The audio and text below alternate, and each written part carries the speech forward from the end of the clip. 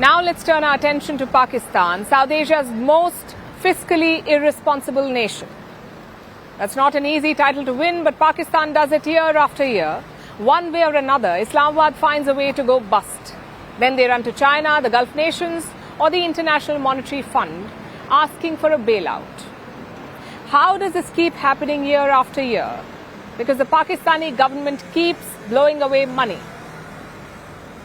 on its bloated military. And this year it's no different.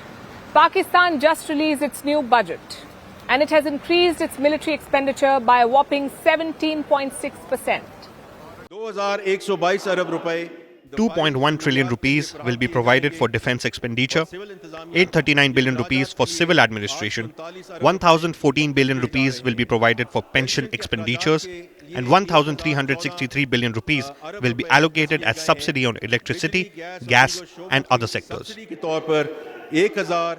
That was Pakistan's Finance Minister, Mohammad Aurangzeb. He presented Pakistan's budget yesterday.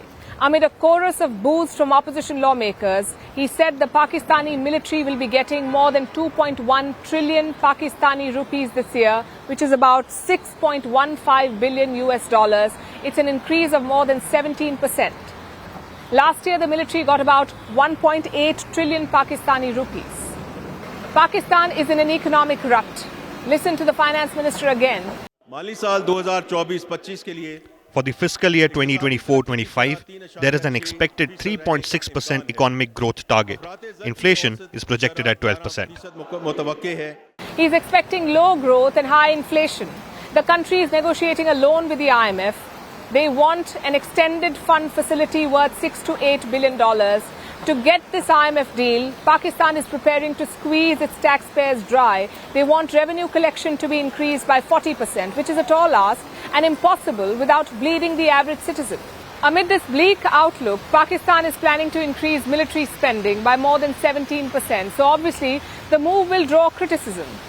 Islamabad knows this, so it has tried to cover its tracks. The budget itself is absurd. Pakistan's government is showing an overall expenditure increase of 30%. That is about $15 billion more than last year. It's unrealistic for a country that is struggling financially, but Pakistan has declared this in its budget. And because of the inflated numbers, the Pakistani military share seems small. The 17% increase is hidden amid the bloated expense figure. Then there are other accounting tricks. Pakistan's military budget does not include military pensions. The pension amount is 662 billion rupees. That is more than 2 billion US dollars. But this won't come out of the military budget. A different government department will pay military pensions in Pakistan. Similar accounting tricks have been used for major military purchases, like nuclear development. That funding comes from a different source, not the military budget. Pakistan does this intentionally to hide the real amount of military spending from its citizens.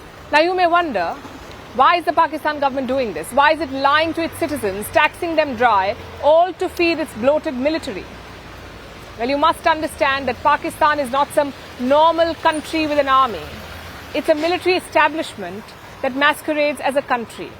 The Pakistani army controls all the strings, including the purse strings. It will keep taking a lion's share of the budget and hiding its true expenses from the public while squeezing them dry. That's the only thing the people of Pakistan should expect from this and every other budget it sees. Fan of Italy's famous cuisine? Well, we are serving it with a side of diplomacy. As the G7 leaders gather in southern Italy, Vantage is taking you to the heart of the action. What's the agenda? Who is invited? And how is Italy preparing for it? Catch the special edition of Vantage throughout this week, only on First Post.